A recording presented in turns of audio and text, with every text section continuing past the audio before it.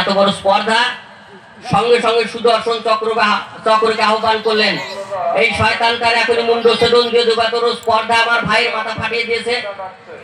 নিতাই বলছে, দাদা তুমি তো কথা দিয়েছিলে কলিযুগে অস্ত্র ধারণ করবে না, শুধু না আমার প্রেম বিলিয়েই যাবে, তুমি আবার সুদর্শন চক্রকে আহ্বান করছো কেন? তুমি তো অস্ত্র ধারণ করবে না, শুধু নাম প্রেম বিলিয়ে যাবে। হ্যাঁ রে ভাই, আমি তো ভুলেই গিয়েছিলাম। আসলে জানিস, তোর মাথায় রক্ত দেখে আমার মাথা ঠিক ছিল না। তারপর অনেকভাবে চেষ্টা করেও সেই গতিপথ আর রোধ করা যাচ্ছে না। তখন অন্য পথ অবলম্বন করলেন। তারপর মহাপ্রভুকে বৈষ্ণব সেবার নামে সেই তখনকার দিনের গোড়া ব্রাহ্মণ সমাজ অনেক লাঞ্ছনা করলো। সংক্ষিপ্ত আকারে বলছি, এমনি যা জুতা লাগবে না যা। তখনকার দিনে ছিল সতীদাহ প্রথা। যে বয়সে স্বামী মারা যাক, স্বামী মারা গেলে তার স্ত্রীকে সেই চিতায় স্বামীর সঙ্গে স্ত্রীকেও পুড়িয়ে মারত।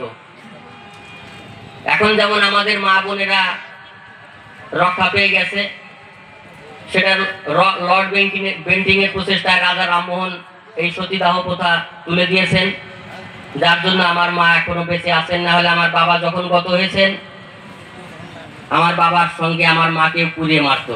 সেটা রাজা রামমোহন রায়ের প্রচেষ্টায় আমার মাকে ফিরে পেয়েছি। এরকম সমাজে মা বোনের আজ বেঁচে আছে তার প্রচেষ্টায়। ঠিক তেমনি ভাবে এক ব্রাহ্মণের সন্তান, সেই এক ব্রাহ্মণ মারা গেছে কম বয়সে। মারা গেলে সেই ব্রাহ্মণীকেও পুড়িয়ে মেরেছে তার সঙ্গে। তার একমাত্র সন্তান ছিল, সেই সন্তানটা তখন বাচ্চা ছেলে, অনাথ হয়ে গেল, পথে পথে ঘুরে বেড়াচ্ছে। এক মুসলমান হুবুল্লা কাজী, সেই হুবুল্লা কাজী তাকে নিয়ে গিয়ে লালন পালন করলেন। কিন্তু সেই সন্তানটা কিছুতেই কৃষ্ণ নাম ভুলতে পারছে না, সবসময় কৃষ্ণ নাম নিয়ে ব্যস্ত থাকে। কোনোভাবেই যখন তার কথা শুনছে না, কথার অবাধ্য হচ্ছে, তখন তাকে অনেক বেত্রাঘাত করা হলো। অনেক বেত্রাঘাত করে নদীর জলে ভাসিয়ে দেওয়া হলো। ভাসতে ভাসতে চলে গেল অনেক দূর। সেই মহাপ্রভুর কানে খবর পৌঁছে গেল। মহাপ্রভু তাকে জল থেকে তুলে নিয়ে এলেন, সেবা শুশ্রূষা করে ভালো করলেন, তার বাড়িতে আশ্রয় দিলেন। খুব সংক্ষেপে বলছি, কারণ অনেক সময় লাগবে বলতে গেলে বিস্তারিত। তো মহাপ্রভু তাকে তুলে নিয়ে বাড়িতে আশ্রয় দিলেন। যখনই আশ্রয় দেওয়া হলো, মুসলমানের ঘরে পালিত ছিল সেই ছেলেটা ব্রাহ্মণের সন্তান। তখনকার সমাজ তাকে সমাজে এক ঘরে করে রাখা হলো, যে জাত গেছে মহাপ্রভুর, মুসলমানের আশ্রিত ছেলেকে বাড়িতে জায়গা দিয়েছে। তখন হাটে মাঠে ঘাটে কোনো জায়গায়, বাজারে কোনো জায়গায় যেতে দিচ্ছে না। মহাপ্রভুর বাবা জগন্নাথ মিশ্র মাথায় হাত দিয়ে বসে আছেন সাত সকালে। মহাপ্রভু বলছেন, কি হয়েছে বাবা, তুমি সাত সকালে মাথায় হাত দিয়ে বসে আছো?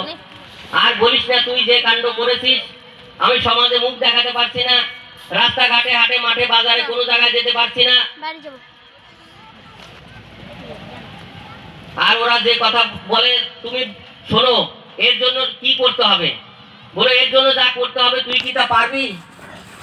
তুই তো তা পারবি না, তাই মাথায় হাত দিয়ে বসে আছি। মহাপ্রভু বললেন, শোনো না, তুমি শুনে এসো, কি বললো আমাকে জানাও, আমি দেখছি কি করা যায়। তখন বললেন, জানিস, এই সমাজে উঠতে গেলে আবার নতুন করে 101টা ব্রাহ্মণ সেবা দিতে হবে।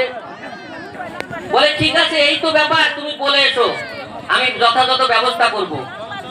বললেন, শুধু তাই নয়, 101টা রান্নাঘর তৈরি করে দিতে হবে,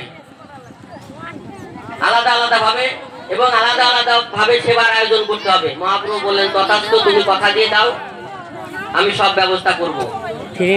তারপর যথারীতি তাদেরকে আমন্ত্রণ করা হলো। মহাপ্রভু সব ব্যবস্থা করলেন, 101টা রান্নাঘর তৈরি করলেন, আলাদা আলাদা খাবার ব্যবস্থা করলেন।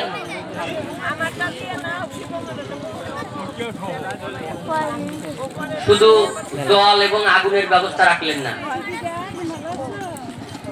যথারীতি ব্রাহ্মণেরা সেবা করতে এলেন। এসে বললেন জলের ব্যবস্থা তো রাখোনি। বলে ঠিক আছে, সরোবর থেকে জল নিয়ে এসো, তোমরা ব্যবস্থা করে নাও, আমরা জল স্পর্শ করলে তোমরা খাবে কিনা, আপনারা খাবেন কিনা।